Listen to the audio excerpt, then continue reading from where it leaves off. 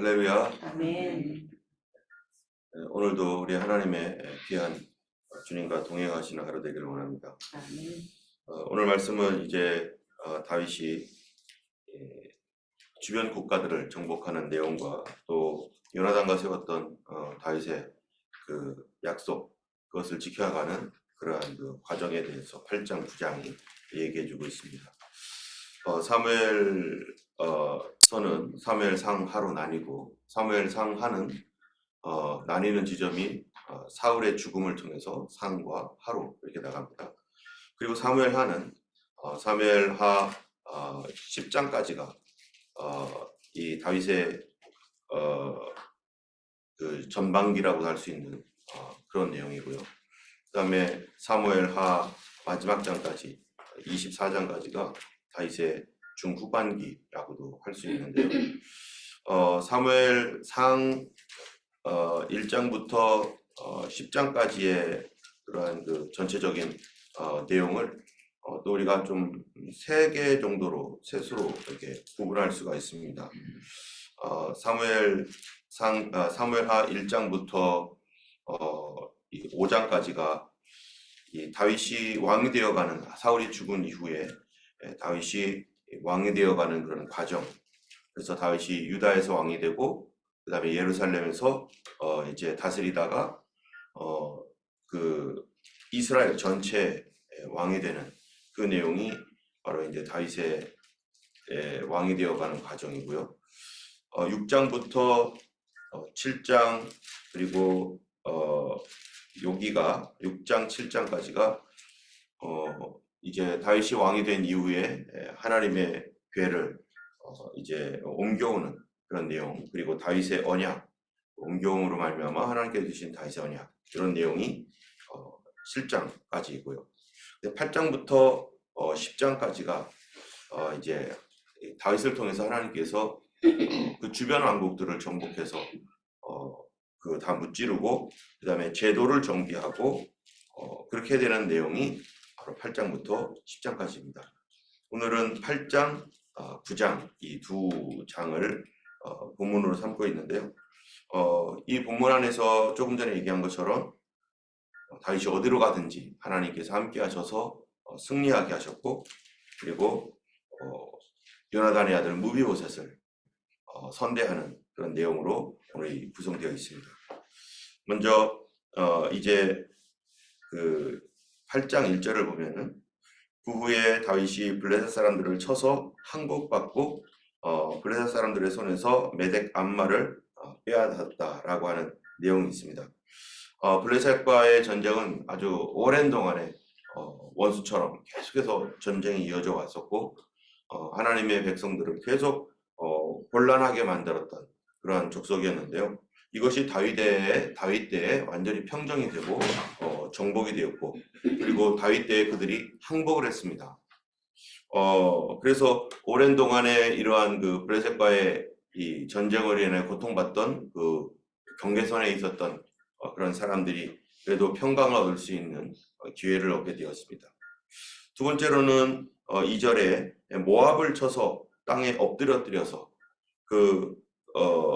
이 모압을 평정한 이야기가 2절 말씀입니다. 그래서 모압을 평정하고 그들로 하여금 조공을 바치도록 그렇게 해서 다윗이 블레셋과 이쪽에 있는 모압들을 이제 평정을 합니다. 모압은 특별히 다윗에게는 어떠한 곳입니까? 자기의 할머니의 할머니가 자기의 윗대의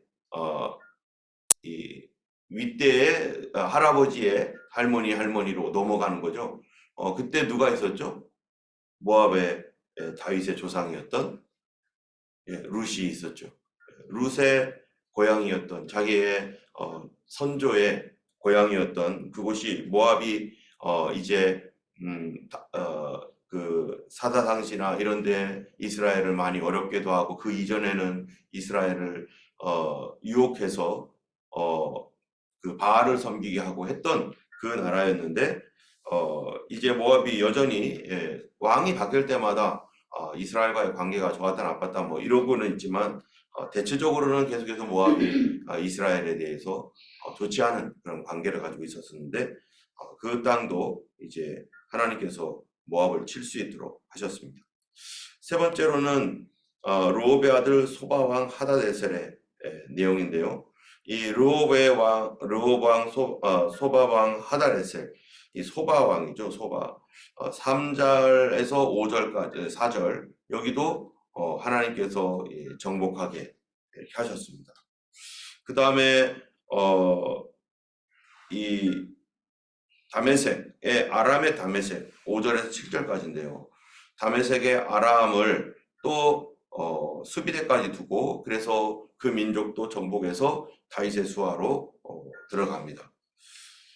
이렇게 해서 계속해서 하나씩 다윗이 그 주변 국가들을 정복하고요.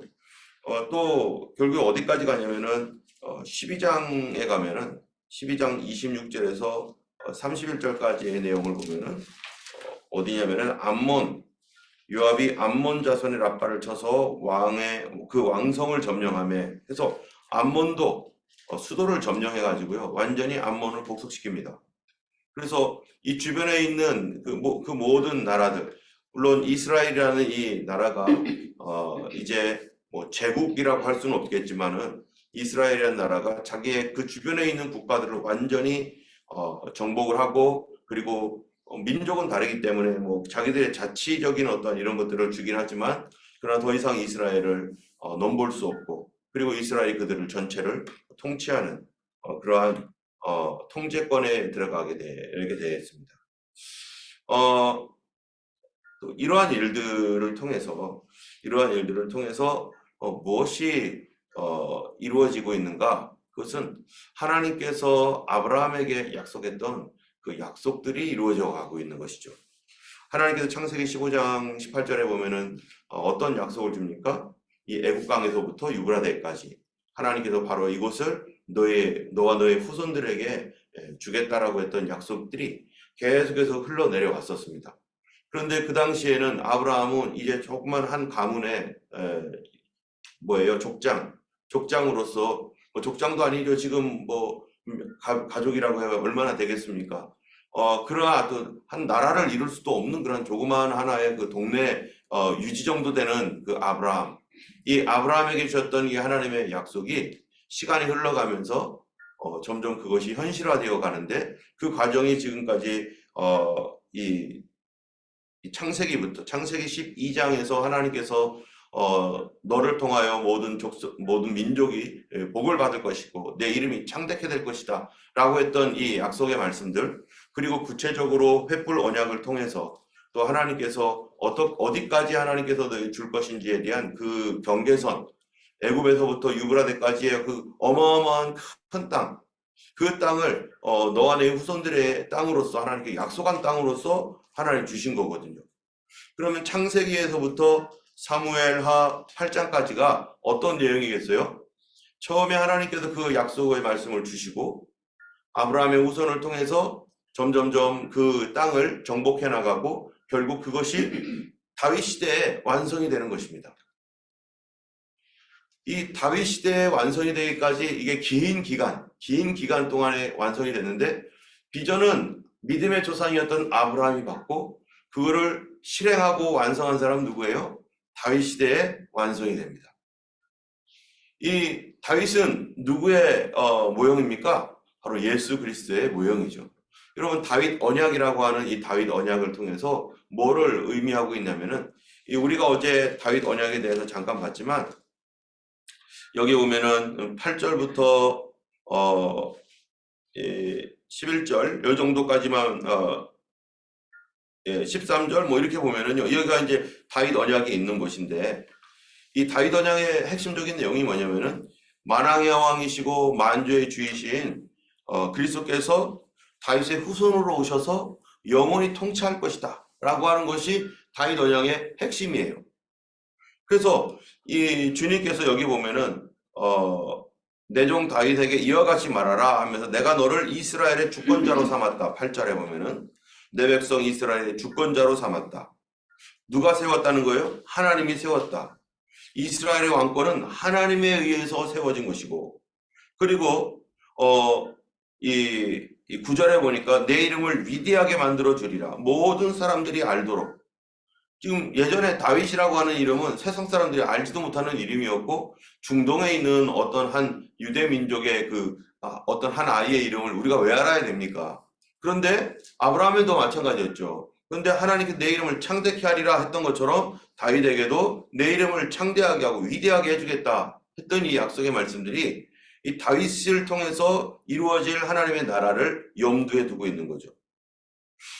이 다윗의 이름도 하나님께 창대하게 해서 지금 모든 사람들이 다윗의 이름을 잘 알고 있고, 그 다음에 이 10절이 중요한 내용 중에 하나인데 7장 10절에 보면은 내가 또 내 백성 이스라엘을 위해 한 곳을 정하여 심고 그를 거주하게 하고 다시 옮기지 못하게 하며 악한 종류로 전과 같이 그들을 해하지 못하게 하여.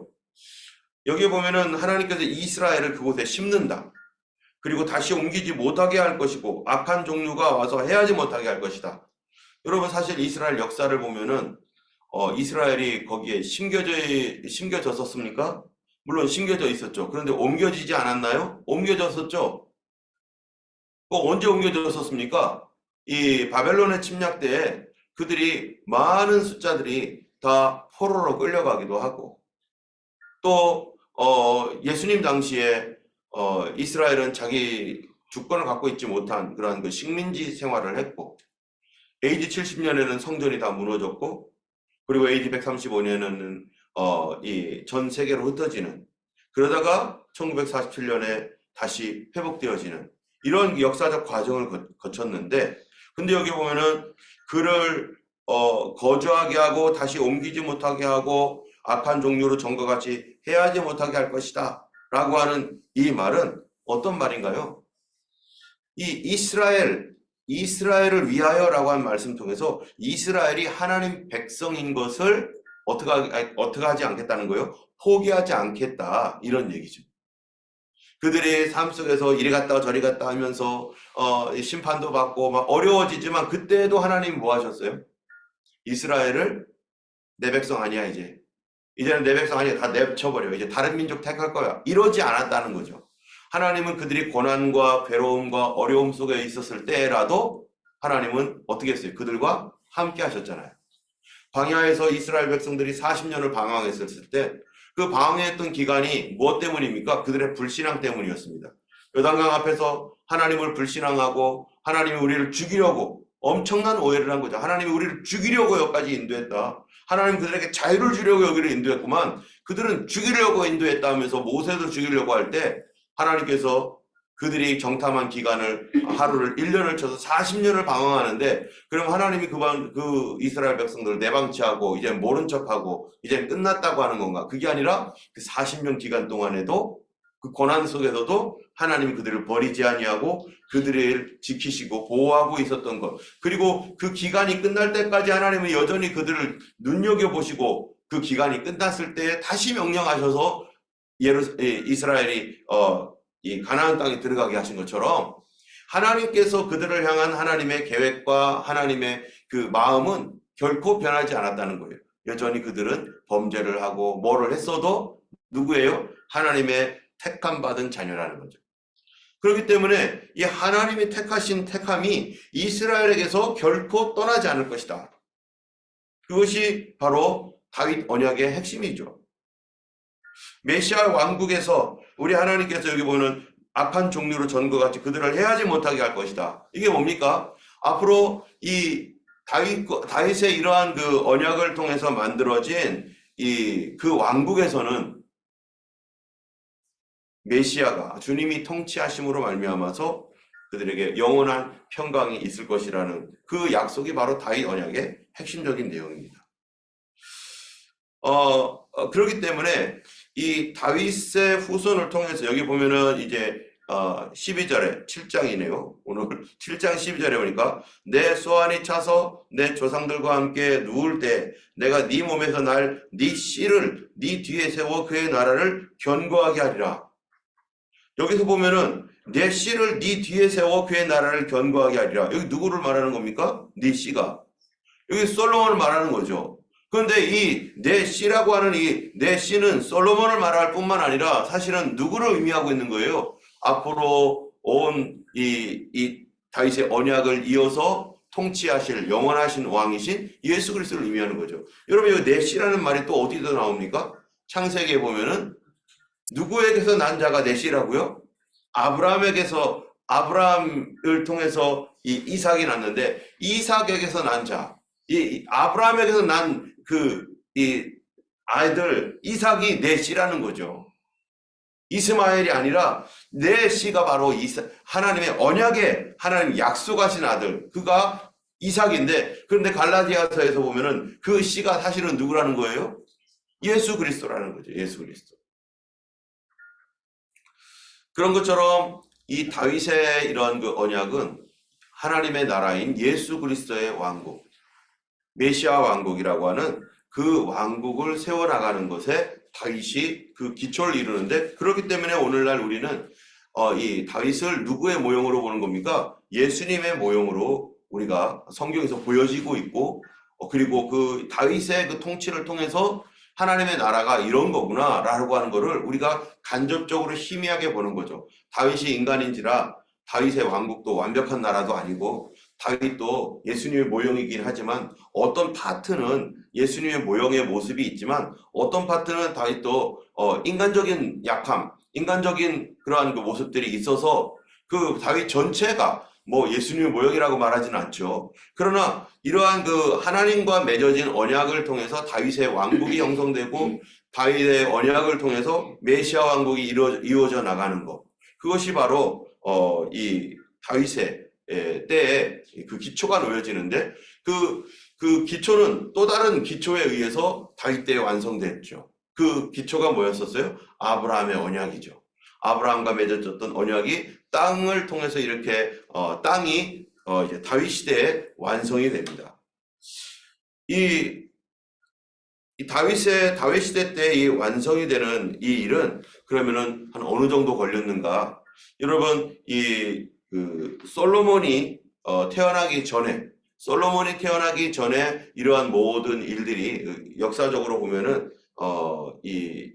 이러한 그 주변 국가를 평정하고 이제 다스리는 그런 일들이 솔로몬이 태어나기 전, 그러니까 BC 991년 그 이전에 이미 이루어지고 있는데요. 사실 다윗은 BC 1003년에 즉위를 하게 되고, 그리고 우리가 솔로몬이 태어나기 전인 991년 그 이전에 이런 일들이 이렇게 이어져 나가는 것들을 보면서 우리가 이 일이 약 10년이 조금 더 되는, 한 2, 3년 정도 되는 그 기간 가운데 다윗이 그 주변 국가들을 서서히 이렇게 정복해 나가는 것을 우리가 알게 됩니다.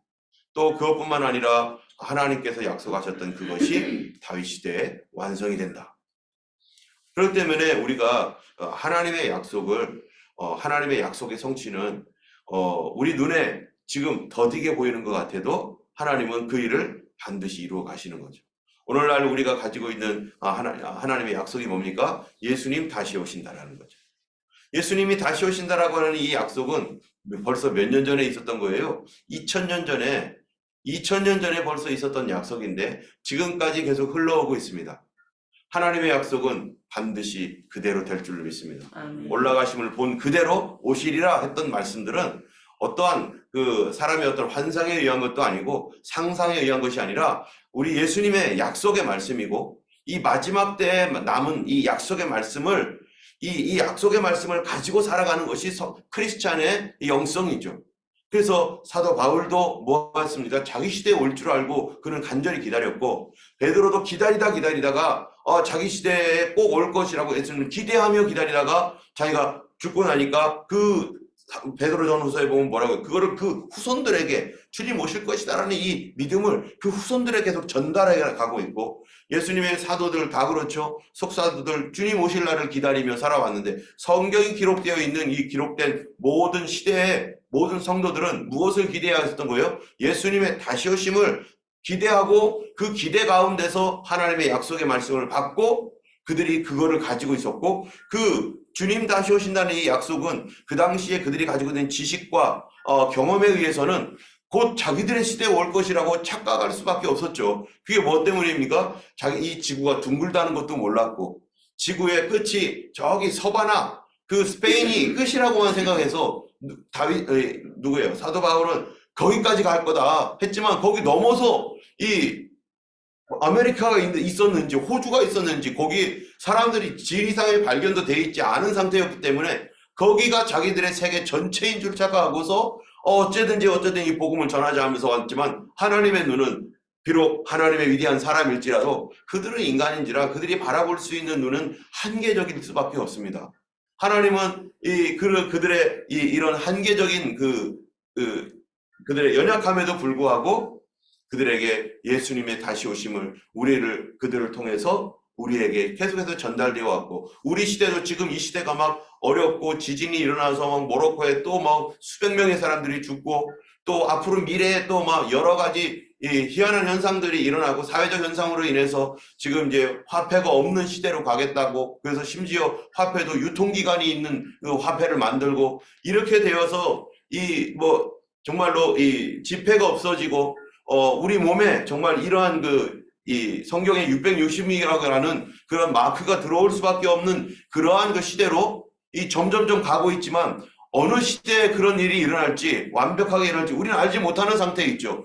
지금 그런 것 같이 보여도 또 어떤 일들은 또 시간이 또 한참 지체되는 경우도 있기 때문에, 그러나 어찌됐든 간에 이것이 우리 시대에 예수님이 코앞에 오시든 아니면 당장 내년이든 아니면 앞으로 10년, 20년, 100년이든 그거와 상관없이 성도들의 영성이라는 건 뭡니까? 시간이라고 하는 것은 영혼 속에서는 어때요? 의미가 없는 거죠. 하나님의 영원함이라고 하는 시간은 우리에게는 상상할 수 없는 거지만 이 땅에서는 시간이 흘러가가지고 과거, 현재, 미래가 있지만 하나님의 영원함이라고 하는 그 시간 안에서는 과거, 현재, 미래라는 그 자체가 없는 거니까 우리 안에서는 이것이 미래일지라도 하나님에게서는 언제나 현재이죠.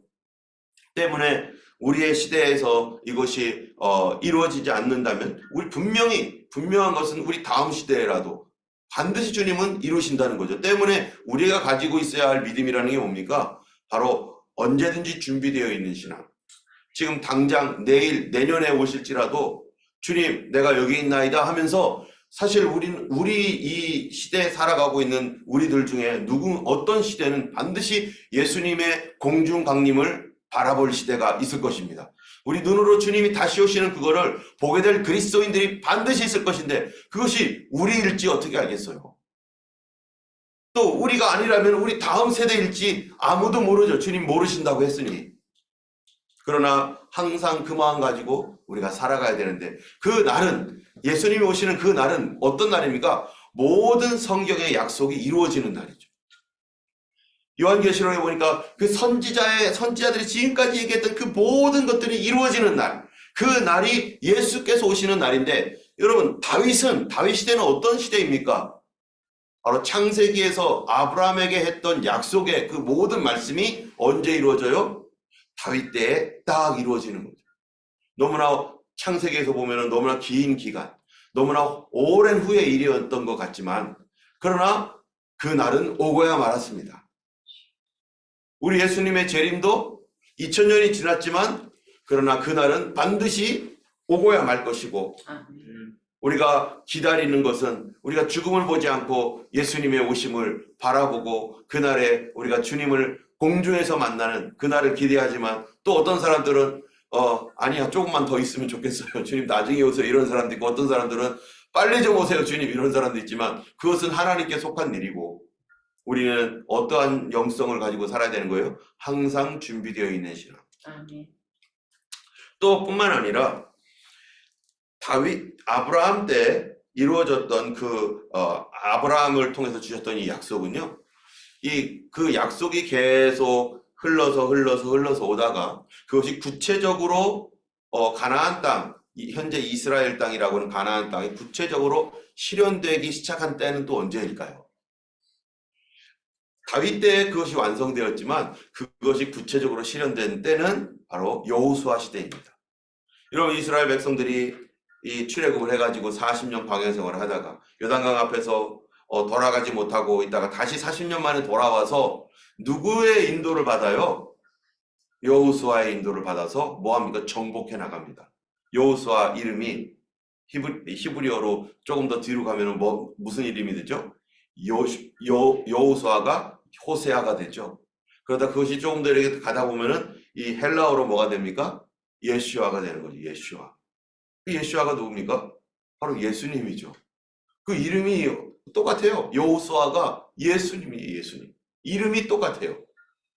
근데 이 여호수아를 통해서 하나님께서 그 이스라엘 땅에, 지금의 그 가나안 땅에 들어가게 하시고, 그 약속의 말씀을 시작하여서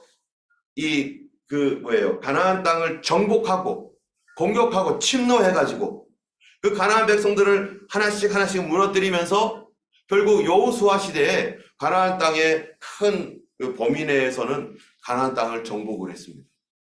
그리고 그 주변에 있었던 수많은 족속들은 여전히 아직도 미정복 상태로 남아있지만 큰 전쟁은 다 끝내버렸어요. 큰 전쟁이 끝나고 그리고 그 여호수아와 함께 들어갔던 그 이스라엘 백성들이 이제는 자기들의 싸움이 남아있는 거죠. 여호수아는 이제 나이가 많아서 죽고, 그리고 이제 이스라엘 백성들이, 그 후손들이 남아가지고 그 나머지 정복해야 될 부분들을 계속해서 싸우다가 어쩔 때는 자기들이 정복당하고, 또 믿음이 있으면 또 그들을 싸워서 이기고, 이런 계속적인 공방전 가운데 사사시대가 지나가고, 그리고 사울이 있고, 그리고 다윗 시대까지 옵니다. 그래서 여호수아로부터 시작되었던 이 정복의 역사가 다윗 시대에 뭐가 되는 거예요? 완성이 되는 거예요. 여러분, 예수 그리스도께서 우리의 처음이시고 뭐가 되십니까? 완성이 되십니다. 주님께서 시작하셨던 그 일, 이 하나님의 백성들을 구원하시는 그 구체적인 사건들이 바로 십자가를 통해서 예수님이 시작을 하셨는데, 그 십자가는 완성입니까? 시작입니까? 구원의 시작이 돼버렸어요. 그리고 그 구원의 시작을 통해서 하나님께서 성령을 보내주셔서 예수님 부활 승천하신 이후에 그 후손들인 우리들, 그 후손인 이 예수님의 제자였던 사도들과 속사도들이 그 성령을 받고 예수님의 그 명령을 받아서 복음을 땅끝까지 전하라는 이 명령 따라, 성령의 인도함 따라서 그들이 지금 이 온 세상에 복음이 전파되는 것, 그것이 뭐예요? 하나님의 약속이고 하나님의 뜻이고, 그 뜻을 이루기 위해서 주님은 우리에게 그분의 성령을 보내주셨고 명령을 하셨고 능력을 주시고, 그리고 지금까지 계속해서 2000년 동안 뭐 하고 있는 겁니까? 복음이 전 세계로 점점 전파되어지고 있는 것이죠. 이 맨 마지막 전파되어질 곳이 어디입니까? 지금 이스라엘인데요. 이스라엘에도 지금 근래에 엄청난 변화가 일어났다는 거 아니겠어요? 1960년대 후반에 있었던 예수 운동이 이스라엘에 일어났고, 그 전까지만 해도 아주 극소수의 그리스도인들만이 유대인들 중에서 예수를 믿었는데, 그 이후에 점점점 교회들이 번성하게 되면서 많은 그리스도인들이 생겨나고, 얼마 전에 어떤 목사님 얘기를 들어보니까, 지난번에 우리 WTMC인가요? 뭐 거기에 오셨던 목사님 요번에 가서 한국에서도 또 만났는데, 거기 그 얘기를 들어보니까 이스라엘 분위기가 엄청 달라졌다는 거예요. 몇 년 전까지만 해도 바깥에서 야외에서 복음 전하고 이러면요, 사람들이 별로 안 좋아하고 좀 이렇게 이상한 시선으로 보고, 복음 전하는 것에 대한 어떠한 약간 위축감을 느낄 정도로 막 그렇게 했던 이스라엘이었는데, 그동안에 많은 선교사들과 주님의 보내주신 사람들이 가서 얼마나 땅을 기경했습니까? 이스라엘 땅을. 그리고 지금 조금 전에 가서 이스라엘 땅을 보고 왔더니, 글쎄 이스라엘에 사람들이 복음에 대한 관심이 있고, 말씀을 전하면 그들이 들을 줄 알게 되고, 예전에 제3성전 그 김종철 감독님이 만들었던, 그럴 때는 막 예수님의 이름을 막 욕하면서 나는 예수를 죽인 그것이 자랑스럽다라고 하면서 그 아이가 막 그렇게 막 외치는 그런 그 비디오가 있었는데, 근데 그때하고 지금하고 또 달라진 거예요. 이스라엘이 이제는 예수님에 대해 귀를 기울여 듣고 그들의 마음이 열리고, 앞으로 계속해서 한국에서 얼마나 많은 사람들이 그 이스라엘 땅을 위해서 계속 갑니까? 왜 그렇습니까? 이스라엘에 대해서 왜 우리가 관심을 갖고 있고 그 땅을 위해서 왜 기도합니까? 바로 예수님의 약속 때문이죠. 주의 이름으로 오시는 이여 하고 그들이 영접할 때까지 너희가 다시 나를 보지 못할 것이다 라고 했던 그 예수님의 말씀과 같이, 그들이 예수 그리스도를 영접하는 그날이 반드시 올 것이기 때문에, 그것은 주님의 약속이기 때문에 이 여호수아를 통해서 이루어졌던 그 정복의 역사가 바로 다윗 시대에 완성된 것처럼 여호수아도 예수님의 모형이고 다윗도 예수님의 모형입니다. 예수님이 나는 누구라고 했어요? 나는 알파와 오메가다. 예수님께서 십자가를 통해서 시작하신 그 복음의 역사, 이 복음화를 위한 그 인류 구원의 그런 모든 역사는 바로 누가 결국 완성시킬 겁니까? 주님의 재림을 통해서 완성될 것입니다. 아멘. 지금 수많은 이 나라들이 서로 전쟁을 하고 막 아직도 복음의 그 영접하지 않고 받아들이지 않고 대적하고 있는 그런 수많은 그러한 종교와 그런 세력들이 있지만 결국 주님이 오시면 주님이 오셔서 요한계시록이 그 얘기 아니겠어요?